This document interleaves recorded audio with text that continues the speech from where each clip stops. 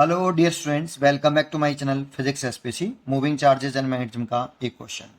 Magnetic field at point O, centre of equatorial triangle of side length L H. ये 400 इधर की। यहाँ पर ये करंट डिस्ट्रीब्यूशन मैंने कर रखा है। ये आई करंट फ्लो करा, यहाँ आके करंट दो पार्ट में डिवाइड होगी। लेट कर लिया कि इसमें आई वन लेट किया है बेटा, गिवन नहीं था। ये आई गिवन था लेकिन ये गिवन नहीं है। और इधर की तरफ आई टू। अब ये वाली आई टू इधर से ऐसे आएगी और इधर से आई वन आ रही होगी, दोनों इस जगह पे मीट कर जाएंगे, अगेन आई बन जाएगा। इसीलिए यहां पर I equal to I one plus I two. Centre पर मैग्नेटिक फील्ड पूछ रहा है, तो देखो इसमें 1 2 3 4 5 फाइव स्ट्रेट वायर हैं। तो पांचों स्ट्रेट वायर की से मैग्नेटिक फील्ड निकाल लो सेंटर ऊपर। तो इस वाले वायर की वजह से तो मैग्नेटिक फील्ड जीरो होगा सेंटर ऊपर, क्योंकि ये पॉइंट ओ इस वायर के अलोंग है।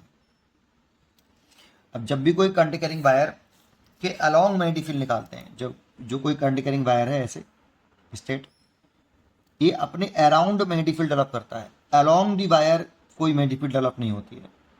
वायर के अलोंग कोई मैग्नेटिक फील्ड डेवलप नहीं होती। इस पॉइंट पे जीरो और इस वाले पॉइंट पे भी जीरो। अब कैसे जीरो, अगर वो चाहते हो तो बायो सेवर्ट लॉ लगा लो। जैसे एक स्मॉल सेगमेंट ले लो ऐसे, और स्मॉल सेगमेंट में डीएल की डायरेक्शन वही कंसिडर करते हैं जो आपकी आई की होती है। तो डीएल की डायरेक्शन ऐसे हो गई। अब इस पॉइंट पर मैग्नेटिक फील्ड निकालना है, तो आर वेक्टर का जो हेड होता है उस पॉइंट पर होता है जिस पॉइंट पर मैग्नेटिक फील्ड निकालना है। तो हेड यहाँ होगा और tail DL small segment DL पर होता है। तो आर वेक्टर ये हो गया बेटा, ये आर वेक्टर। और डीएल वेक्टर और आर वेक्टर की डायरेक्शन कैसी है यहाँ पे, सेम। तो थीटा हो गया इस वाले पॉइंट पर 0 डिग्री। अगर हम बायो सेवर्ट लॉ लगाएं, D B is equal to mu naught upon 4 pi I D L sine theta over R square. Theta DL vector और आर वेक्टर के बिटवीन एंगल है। तो इस वाले पॉइंट पर डीएल वेक्टर और आर वेक्टर के बिटवीन एंगल 0 डिग्री है, और साइन जीरो के लिए जीरो होती है, इसलिए डी भी जीरो। ऐसे इस पॉइंट पे देखें, इस स्मॉल एलिमेंट की जैसे इस पॉइंट पे मैच पे निकालें तो आर वेक्टर का हेड अब यहाँ आ जाएगा। अब डीएल वेक्टर और आर वेक्टर की डायरेक्शन चेक करें, अपोजिट है, तो एंगल इस वाले पॉइंट पर 180 डिग्री होगा। थीटा 180 रखें, साइन 180 की वैल्यू जीरो होती है, तो डी भी फिर जीरो आएगा। तो अलोंग दी वायर कोई मैग्नेटिक फील्ड डेवलप नहीं होता, एक बात। तो इस वाली वायर की वजह से इस पॉइंट पर मैग्नेटिक फील्ड जीरो, और ऐसे ही इस वाले वायर की वजह से, क्योंकि इस वायर को भी पीछे एक्सटेंड करेंगे, तो ये पॉइंट ओ सेंट्रोइड जो है ट्रायंगल का, वो पॉइंट वायर के अलोंग है, इसीलिए इस वाले वायर की वजह से भी जीरो। ठीक है।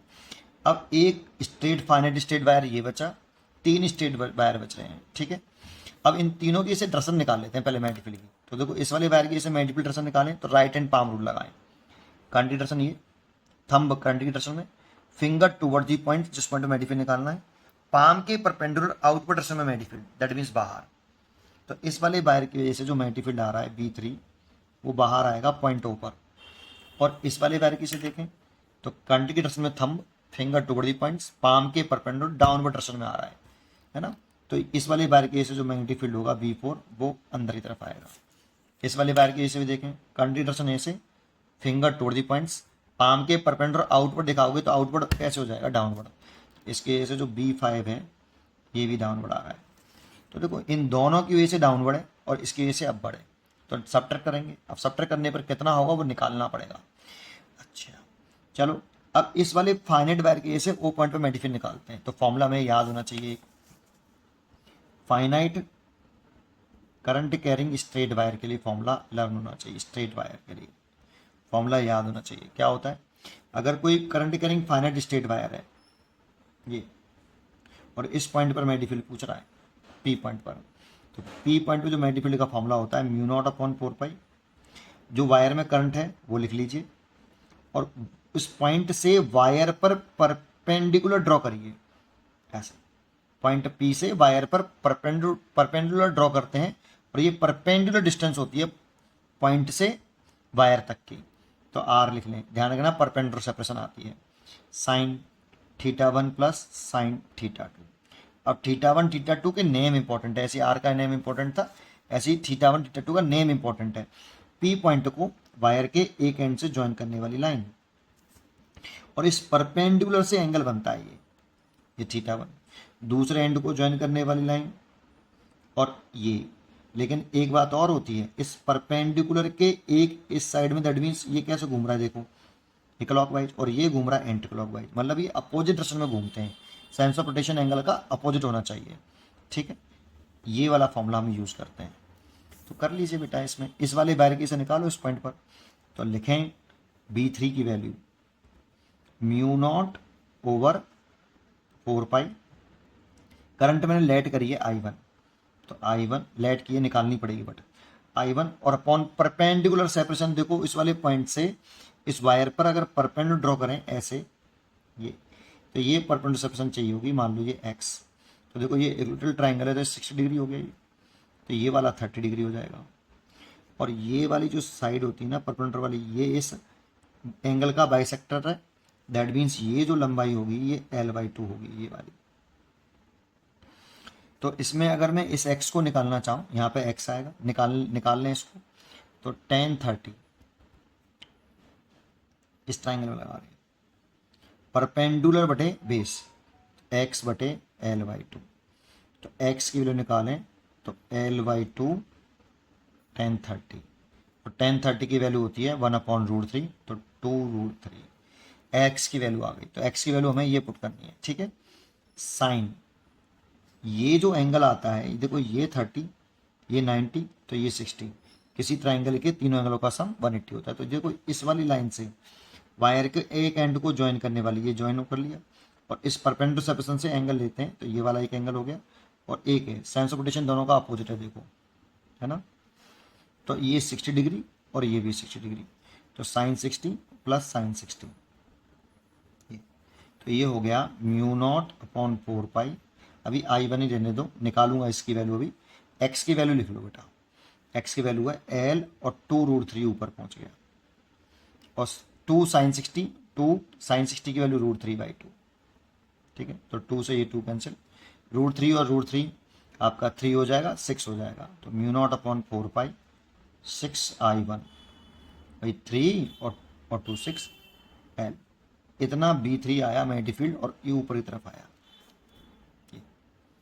अब ऐसे ही इस वाले वायर की से B4 निकालें, तो निकालेंगे नहीं, डायरेक्ट लिख देंगे B4, यही वैल्यू आएगी बस, केवल सब कुछ सेम है, बस करंट की वैल्यू I1 की जगह पर I2 है, बाकी का परपेंडिकुलर सेपरेशन वही रहेगी, एंगल 60-60 रहेंगे, बस करंट की वैल्यू बदली है।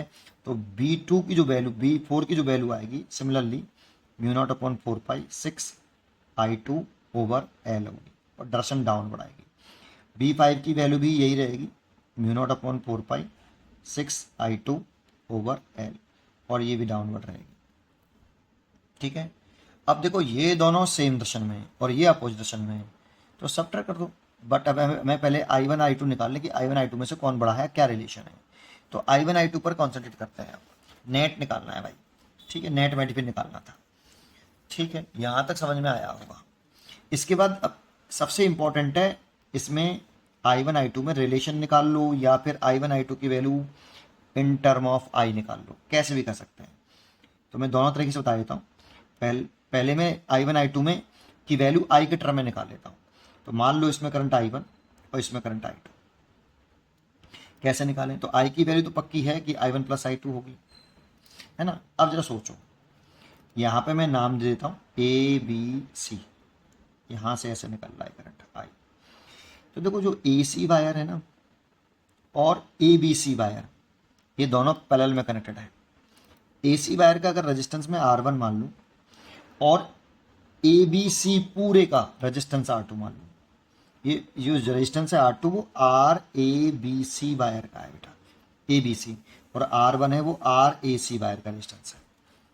अब सोचो इसकी लेंथ अगर L है तो R1 की वैल्यू कितनी होगी, रो L अपॉन A, और R2 की वैल्यू देखें, दैट मीन्स पूरे वायर की। तो इक्विलैटरल ट्रायंगल है तो इसकी लेंथ L, तो इसकी भी L, इसकी भी L, तो L और L 2L, रेजिस्टिविटी सेम, एक सेम मेटल का वायर है, 2L, एरिया प्रोसेसन भी सेम। तो R2 की जो वैल्यू होगी वो 2 टाइम्स ऑफ R1 होगी। ये बात तो समझ में आ गई होगी, ठीक है। अब यहाँ पर ये भी बात समझ में आ गई कि रेजिस्टेंस अनइक्वल है तो करंट भी अनइक्वल डिवाइड होगी। बट ये दोनों किस कॉम्बिनेशन में लगे हुए हैं, यहाँ से करंट चली तो देखो इस वायर के दो एंड जो हैं वो A और C हैं, और इस वायर का भी दो एंड A और C हैं, तो पोटेंशियल डिफरेंस सेम होगा, पैरेलल कॉम्बिनेशन में है। इसीलिए करंट का रेशियो निकालें I1 I2 equal to, current equal to होता है पोटेंशियल डिफरेंस अपॉन रेजिस्टेंस। ऐसे तो पोटेंशियल डिफरेंस तो सेम ही होगा पैरेलल कॉम्बिनेशन में, V अपॉन I1 लिख रहे हैं इसीलिए R1 लिखा, ratio V upon R2। V से तो V कैंसिल हो गया भाई, रेशियो का मतलब डिवाइड में होता है तो V से V कट जाएगा, है ना। तो 1 अपॉन R1, R1 की वैल्यू है आपकी R1 ही लेने दें, और R2 की वैल्यू है 2R1, ठीक है। तो इससे ये कैंसिल हो गया। अब 2 का ऊपर मल्टीप्लाई करते हैं तो 2:1 आ जाएगा। तो I1 I2 का जो रेशियो आया वो 2:1 आया। अब इसमें कंपनडेंडो एंड डिविडेंडो थ्योरम लगा दो। तो I1 अपॉन कैसे लगाते हैं, ये क्या लिख रहा था, I1 रेशियो I2 है ना, तो I1 लिखिए, पहला वाला करंट लिखिए, फिर दोनों करंटों को जोड़ लीजिए। ऐसे ही इसमें पहला वाला लिखिए, ये पहला वाला 2 लिखो और दोनों को जोड़ लो, 2 + 1, तो I1 आ गया 2/3, और इसका मल्टीप्लाई इधर कर लें तो I1 + I2 क्या है, आपका I है, क्योंकि I 2 पार्ट में डिवाइड हो रहा था, तो I, तो I1 की वैल्यू तो I 2/3 I1 I। ऐसे ही दोबारा से अगर मैं अब करंट I2 लिखूं, पहले मैंने करंट I1 लिखी थी, अब मैं करंट I2 लिख रहा हूँ, ये वाली करंट लिख रहा हूँ, लिखा, नीचे दोनों को जोड़ा I1 + I2। ऐसे ही मैंने अब जब दूसरा वाला लिखा है तो इसमें भी दूसरा वाला लिखेंगे, 1, दोनों को जोड़ लेंगे 1 + 2, ठीक है। इन दोनों को ऐड कर लो तो ये हो गया I2 बराबर 1/3 I। I2 की वैल्यू इतनी आई। एक तो आप यहाँ से I1 I2 की वैल्यू आप पुट कर सकते हो यहाँ, है ना, तो एक तो ऐसे कर सकते हो आप I के टर्म में, ठीक है। तो आप नेट मल्टीपल निकाल लो बेटा। आप चाहो तो क्या करो, नेट मल्टीपल के लिए बी नेट B4 और B5 को जोड़ो क्योंकि उनकी टर्सन सेम है, और B3 घटा दीजिए। तो B4 और B5 देखें तो μ0/4π, ये देखो दोनों सेम है, 2 बार लिखूंगा तो दोनों को ऐड कर दूंगा तो 12 हो जाएगा। चलो ऐसे लिख देता हूँ, 6I2 × 2/L माइनस μ0/4π, कितना है ये 6I1/L। तो देखो वैल्यू पुट कर लो I2 की और इसकी, μ0/4π 12L, I2 की वैल्यू पुट कर दो यहाँ, I2 की वैल्यू है I/3 माइनस μ0/4π 6/L, I1 की वैल्यू पुट कर दो 2/3I। अब सोचो 3 से कितनी बार कटा, 4, 3 से कितनी बार कटा, 2, और 2 और 2 4, देखो वैल्यू सेम है 4I और 4I, तो नेट 0 आया बेटा, बी नेट 0, तो नेट मल्टीपल 0 आया, है ना, नेट मल्टीपल 0 आया, तो 0 आएगा नेट मल्टीपल।